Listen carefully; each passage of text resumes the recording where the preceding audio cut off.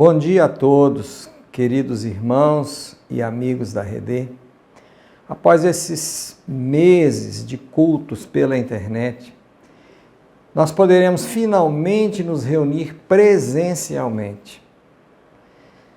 Porém, ainda obedecendo a certos critérios indispensáveis de segurança. Nós celebramos a graça e o cuidado de Deus em nos preservar física, emocional e espiritualmente. Nós vamos examinar hoje o capítulo 22 de Mateus, dentro do tema geral, uma vida nova para todos. A partir do capítulo 21 do Evangelho de Mateus, quando Jesus entra em Jerusalém, muitos estendem as suas vestes pelo caminho, outros cortam ramos de árvores e forma-se um tapete multicolorido, e no cortejo o povo clamava: Hosana ao filho de Davi, bendito o que vem em nome do Senhor, Hosana nas maiores alturas. Roshi Anã significa salva, por favor. As maiores alturas dos céus se inclinando à baixeza da terra para trazer salvação. Essa será a última semana de vida de Jesus antes da cruz. Uma semana de grande alvoroço, perguntas entre o povo, muitas abordagens, mas também muita conspiração, até chegar à prisão e à morte de Jesus. O capítulo 26, que ainda vamos ver, inicia-se assim: tendo Jesus acabado todos estes ensinamentos, disse a seus discípulos: sabeis que daqui a 2 dias celebrar-se-á a Páscoa e o Filho do Homem será entregue para ser crucificado. Então, esse é o contexto do capítulo 22 que vamos estudar hoje. E eu quero propor nessa manhã que, aparentemente, os principais objetivos do Evangelho segundo Mateus são, primeiro, apresentar Jesus como o ungido de Deus, o Messias prometido lá no passado. E, em segundo lugar, apresentar a afirmação de Jesus de que o reino dos céus havia chegado. Estava próximo. Poderia ser tocado e recebido por todos. Então, dentro dessa compreensão e observando os acontecimentos e falas nessa última semana de vida de Jesus, podemos observar alguns ensinamentos importantes, especialmente no texto do capítulo 22. E o primeiro ensinamento é: o reino dos céus é semelhante a uma grande festa de casamento. Isso vai do versículo 1 ao versículo 14. E Jesus então conta uma parábola para ilustrar esse ensinamento. Nós sabemos que um dos princípios de interpretação bíblica sobre parábolas é o de que elas têm um ensinamento básico, uma mensagem central, e, portanto, nós não devemos nos ater aos detalhes de uma parábola. Então, Jesus conta que um rei desejou celebrar o casamento do seu filho, preparou uma grande festa, convidou a muitas pessoas, e muitos recusaram o convite. E ele o estendeu a outros e finalmente celebrou a grande festa. Jesus disse que o reino dos céus é semelhante a isso. Ou seja, Deus, o Rei, tem planejado um grande e definitivo encontro com os homens. Uma verdadeira festa de comunhão e de convivência. E estaria dado o recado. Porém, quando lemos a história, observamos que está repleta de detalhes curiosíssimos e teremos honestamente que perguntar: por quê? Primeiro detalhe: mesmo informados que o banquete estaria pronto, os primeiros convidados desprezaram o convite. Estavam ocupados com seus próprios interesses, com seus negócios. Não seria esta a situação da maioria da humanidade em todos os tempos e ainda hoje?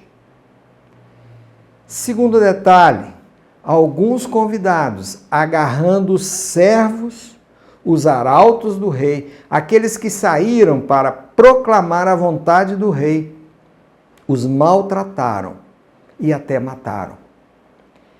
Não é isso o que tem sido feito aos proclamadores, aos profetas de Deus em todos os tempos? Em Mateus 23, 37, Jesus lamenta sobre a cidade. Jerusalém, Jerusalém, que matas os profetas e apedrejas os que te foram enviados. Quantas vezes quis eu reunir teus filhos, como a galinha junta os pintinhos debaixo das asas, e vós não o quisestes. Terceiro detalhe: o texto de Mateus 22 continua e afirma que o rei ficou irado e, enviando as suas tropas, exterminou aqueles assassinos e lhes incendiou a cidade. Verso 7. Será que poderíamos aplicar essas palavras como uma referência à justiça de Deus sobre a cultura humana, simbolizada pelo termo cidade? Em última análise, uma grande parte do labor humano está voltado à tentativa de ser como Deus. O homem quer em todo tempo ser como Deus, conhecedor do bem e do mal. Isto é, o pecado original. Lembram-se? Está lá em Gênesis, assim como a história de Babel, em Gênesis 11:4, onde lemos: vinde, edifiquemos para nós uma cidade e uma torre cujo topo chegue até aos céus e tornemos célebre o nosso nome. Quarto detalhe: o rei persiste no seu propósito, só que agora envia os seus servos, os seus arautos, para as estradas, para os caminhos, para as encruzilhadas. Não seriam esses os lugares daqueles que estão em alguma busca? Não seriam os lugares daqueles que se reconhecem peregrinos? Daqueles que nas encruzilhadas da vida desejam escolher os caminhos certos, os caminhos que os levem a bom termo? Não seriam esses últimos convidados que aceitam participar da festa real, aquelas pessoas que percebem que a vida aqui é apenas um caminhar, que somos passageiros e que há destinos a serem encontrados? Quinto detalhe: alguém tenta participar da festa sem a vestimenta adequada. Poderíamos perguntar: para que um detalhe desses? Mas está lá no texto, está na parábola e deve ter algum significado, senão Jesus não incluiria, não acho? É preciso uma nova vestimenta. Paulo fala, quando escreve aos Efésios, no capítulo 4, versos 22 a 24, o seguinte: no sentido de que, quanto ao trato passado, vos despojeis do velho homem, que se corrompe segundo as concupiscências do engano, e vos renoveis no espírito do vosso entendimento, e vos revistais do novo homem, criado segundo Deus em justiça e retidão, procedentes da verdade. No encerramento da parábola, Jesus afirma que muitos são os chamados, mas poucos escolhidos. Quem foram os chamados? Muitos, eu diria até todos daquela cidade e depois os dos caminhos. Quem foram os escolhidos? Os que aceitaram o convite e a veste nupcial fornecida pelo rei, certamente, porque eles estavam vindo das estradas. Onde nós nos encontramos? Nas cidades da cultura e labor humanos, ou pelos caminhos das encruzilhadas da busca pela verdade? Como temos respondido ao convite do rei? Com desculpas e descasos, ou buscando como peregrinos e aceitando o revestimento real do nosso entendimento? O segundo ensinamento do texto, que vai dos versos 15 a 22, é: dai a Deus o que é de Deus. A essa altura, os líderes religiosos já estavam se articulando para surpreenderem Jesus em alguma palavra, em alguma falha, e propuseram a ele uma armadilha com a seguinte pergunta: é lícito pagar tributo a César? Pensavam que qualquer resposta seria comprometedora. Se Jesus dissesse apenas é lícito pagar, ele teria contra si a população que já era revoltada contra o pagamento de tributos ao Império Romano. Se Jesus dissesse não é lícito, não é justo, ele seria denunciado aos romanos como desobediente e incitador de rebelião contra o Império Romano. Então Jesus pergunta: de quem é essa efígie e inscrição? E eles responderam: de César? Então lhes disse: dai, pois, a César o que é de César, e poderia ter ficado somente até aqui. Entretanto, agiu oportunamente e os atingiu como uma flecha inesperada e disse: e a Deus o que é de Deus. Coisas que eles não faziam, porque a sua religião, a sua espiritualidade eram falsas, eram exteriores. Jesus vai chamá-los mais à frente de hipócritas, de cegos, de insensatos, de serpentes. E quanto a nós, temos dado a Deus o que é de Deus? O que será dele em nossa vida que temos retido?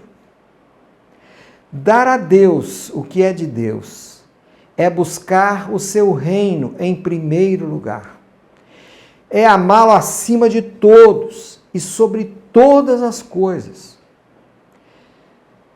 Portanto, quer comais, quer bebais, ou façais qualquer outra coisa, fazei tudo para a glória de Deus. Está lá em 1 Coríntios 10, 31. O terceiro ensinamento, que vai dos versos 23 a 33, é conhecer as Escrituras e o poder de Deus. Então, outro grupo de judeus, os saduceus, que dominavam o templo, lançam um novo desafio a Jesus. E eu queria fazer essa leitura dos versos 24 a 30 desse capítulo 22. Mestre, Moisés disse: se alguém morrer não tendo filhos, seu irmão casará com a viúva e suscitará descendência ao falecido. Ora, havia entre nós 7 irmãos. O primeiro, tendo casado morreu e, não tendo descendência, deixou sua mulher a seu irmão. O mesmo sucedeu com o segundo, com o terceiro, até ao sétimo. Depois de todos eles, morreu também a mulher. Portanto, na ressurreição, de qual deles ela será esposa? Porque todos a desposaram. Respondeu-lhes Jesus: errais, não conhecendo as Escrituras, nem o poder de Deus. Porque na ressurreição nem casam, nem se dão em casamento. São, porém, como os anjos no céu. Na ressurreição, de qual dos irmãos seria ela esposa? E Jesus disse: porque na ressurreição nem se casam, nem se dão em casamento. São, porém, como os anjos no céu. Jesus dá aí alguma dica de como são os anjos e de como nós seremos, né, com o novo corpo na nova vida, mas não é o tema desse ensinamento. Então, nós queremos nos deter, em primeiro lugar, na afirmação de Jesus sobre a ressurreição. Jesus, então, confirma a ressurreição. Em segundo lugar, ele afirma que na nova vida ou na ressurreição não se casam, são como os anjos. Aqueles saduceus não criam na ressurreição porque não conheciam bem as Escrituras, conforme Jesus exemplificou aqui no texto. As Escrituras mostram Deus falando como Deus de Abraão, de Isaque e de Jacó, e falando no presente: eu sou o Deus de Abraão, de Isaque e de Jacó. Não como tendo sido no passado o Deus deles. Portanto, teremos que considerar Abraão, Isaque e Jacó como pessoas vivas, como ressurretas. Talvez a arrogância daqueles saduceus, o seu domínio sobre as pessoas, talvez isso tenha empanado os seus olhos e cegado o seu entendimento. E o que é pior, eles não confiavam no poder de Deus.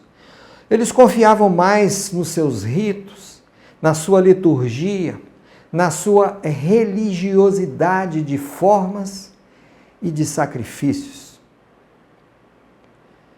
Paulo, quando ora pelos Efésios, no capítulo 1, verso 19, ele diz: e qual a suprema grandeza do seu poder para com os que cremos, segundo a eficácia da força do seu poder, o qual ele exerceu em Cristo, ressuscitando-o dentre os mortos e fazendo-o sentar à sua direita nos lugares celestiais. Precisamos crer nesse poder. Esse poder está ao alcance da nossa mão. Errais, não conhecendo as Escrituras, nem o poder de Deus. O quarto e último ensinamento, dos versos 34 a 39 agora, é o grande mandamento. Por último, então, os fariseus novamente resolveram experimentar, testar Jesus. E um deles, intérprete da lei, pergunta-lhe, isso está no versículo 36, mestre, qual é o grande mandamento da lei? O que será que eles esperavam como resposta? Será que eles tinham dúvida do conhecimento que Jesus tinha da Escritura. Mas Jesus responde pronta e corretamente: amarás o Senhor teu Deus de todo o teu coração, de toda a tua alma e de todo o teu entendimento. E outra vez a resposta poderia ter ficado somente até aí. E os fariseus certamente estariam satisfeitos com essa resposta. Porém, para surpresa deles, Jesus não para aí. E conclui em outras palavras: mas há um outro mandamento que é semelhante a esse, e que é: amarás ao teu próximo como a ti mesmo. Desses dois mandamentos dependem toda a lei e os profetas. Ou seja, todos os demais mandamentos e ensinos só terão validade se esses dois estiverem sendo cumpridos. Mas em Mateus, capítulo 23, verso 23, Jesus diz a eles que têm negligenciado os preceitos mais importantes da lei: a justiça, a misericórdia e a fé, que só existirão de fato se antes existir o amor a Deus e ao próximo. Se alguém disser: amo a Deus, e odiar a seu irmão, é mentiroso, pois aquele que não ama a seu irmão a quem vê, como pode amar a Deus a quem não vê? Ora, temos da parte dele esse mandamento, que aquele que ama a Deus, ame também a seu irmão. Isso está na primeira carta de João, capítulo 4, versos 20 a 21. Concluindo o nosso texto, versos 41 a 46, Jesus é quem passa a interrogar os fariseus, perguntando a eles por que chamam o Cristo de filho de Davi, se o próprio Davi o chama de Senhor. E a partir desse momento, não tendo resposta, não ousaram mais fazer-lhe perguntas. Porém, como era mau seu coração, e a sua espiritualidade e religiosidade eram apenas de aparência, daí a 2 dias, prenderam, açoitaram e crucificaram o Senhor da glória. Não entenderam que antes de ser ungido rei, profeta e sacerdote, Jesus tinha sido ungido servo, servo de Deus e servo dos homens. Também não enxergaram que o reino dos céus havia chegado, estava ali, tão próximo, ao alcance de suas mãos. Essa é uma realidade que precisa ser entendida por todos nós, por todo o mundo, que o reino de Deus é chegado e ele está ao alcance das nossas mãos. Que Deus nos abençoe e nos guarde. Esperamos que no próximo domingo nós poderemos então estar reunidos presencialmente. Que Deus abençoe a todos. Boa semana e boa expectativa para todos. Amém.